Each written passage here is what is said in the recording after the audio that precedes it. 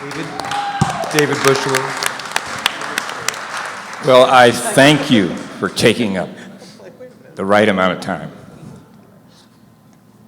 My name is David Busch. I've been homeless for 20 years in Los Angeles and sleeping on the sidewalks, including on Skid Row, for 6 years. Santa Monica for 5 years, where I was named one of the leading volunteers of Santa Monicans for Renters' Rights and named by the Los Angeles Times West Side Edition as one of the 100 most influential people in Santa Monica. And all I did mainly was help organize a food line and make sure that people who were waiting for the rain shelters in Santa Monica didn't have to wait out in the rain just to get a ride to a rain shelter.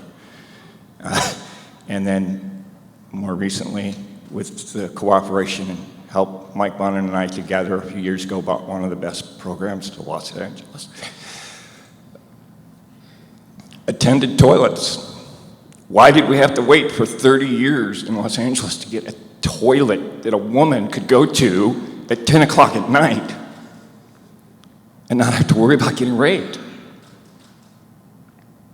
Well, a little bit of the experience. Most recently at Echo Park and now in Venice. We're everywhere. And somebody said to me, David, don't you want to get housed? Yeah, I want to be housed. I want to be the last housed person in Los Angeles, because what kind of person is sitting in a bed tonight, especially a man with an ability, with a brain, with muscles, with hopes and dreams, and looking at a man, a woman, or children, or people who were faced a lifetime of oppression, racial or sexual, for their identity, are out on the street still suffering tonight. Yeah, I want to be housed.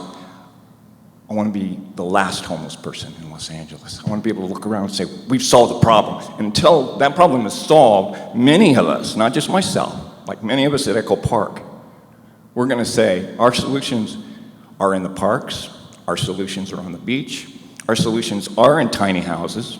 We're not shelter resistant. That's a lie, and that's a lie that's being perpetuated in too many places. We're shelter aware. And so in terms of what we can do here today, I'd like to shift from talking about that introduction to a little bit of what those solutions we have to do. First of all, we have to reframe this issue. The Buddha said the second most important thing in life is to form a good intention. It's how we look at these situations, how we frame them, that either leads us to an answer or leads us to division, leads us to polarization, leads us to fighting, leads us to pointing fingers and blaming one another. All of us have something to blame. All of us should point the finger at ourselves and say, what can I do? So we all have a chance to have a finger pointed at us, and the first finger should be us pointing that finger at ourselves. And we should all listen when somebody points a finger to us, as Mike often has done with me, and say, I'm ready to listen.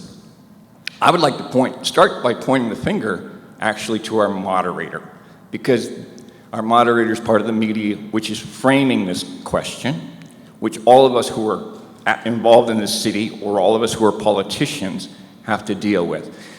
It struck me as very interesting that the Sheriff Joe Arpaio of homelessness, Alex Villanueva, terrified us all this week with one of the most off-the-hook, QAnon-ish presentations we've ever seen in this town. He must have got all his talking points from QAnon, from this lie that people are coming to Los Angeles because of the homeless leniency. That's a lie. 75% of the people who are homeless on this street are people who lived and worked and contributed to this town. And the lie is not that homeless people are lazy. The lie is what we've been talking about all day long. The solution to homelessness is home. And it is a necessity.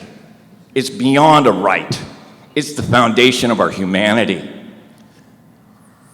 And so again, it struck me as very interesting that our Joe Arpaio of homelessness started out his presentation by clip after clip from Channel 7, Eyewitness News, danger, violence, stabbings in Venice Beach. Talking to all the NIMBYs, the gentrifiers, the haters that sue for every solution, and not asking one single homeless person with the same equal time for all of those shows where you hype the danger on Channel 7.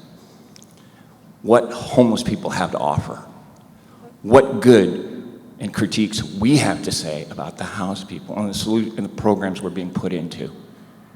And it doesn't surprise me because we're talking about an outlet that gets all its money from home builders, banks.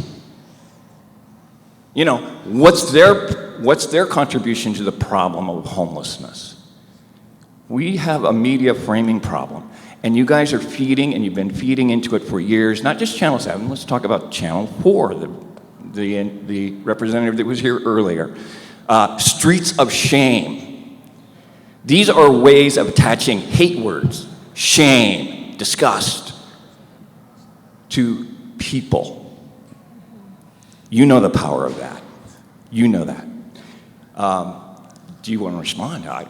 Go ahead. This is not the right place for me to respond, but thank you so much for talking to us. And I would just say that we, along with other stations, but I know Channel 7, we're really focused on solution stories. And I toured the Bridge Housing Facility in Venice that Mike Bonin has been a big part of this week, and interviewed 2 members of the homeless community who are waiting on housing and told their stories, because I do agree that at times, sometimes in the reporting, it's very focused on politicians and not actually hearing from homeless It's focused on if it bleeds, it leads. who are not if it solves that. a problem. So I would say we're really focused I don't on want to get solutions, off. I don't want to use all my time debating with the guy who's going to frame this tonight by editing my comments. I would just say that please be quiet at this point. I want to thank you first for being here, and I thank you, and I want you to know my heart goes out to you. I respect you. I hear good intention, but this is an honest critique. Okay, you have a right to defend your station. And I'm sure you're doing your job because you believe it's defensible and defendable. And I'm not trying to corner you here. No, you're not at all. I just want to move so on let's to Ann. let's move on to that because I want to get on to a couple of other things, if I may, Mr. Moderator. Thank you. Thank you, Ann. And did I run out of time? Am I done already?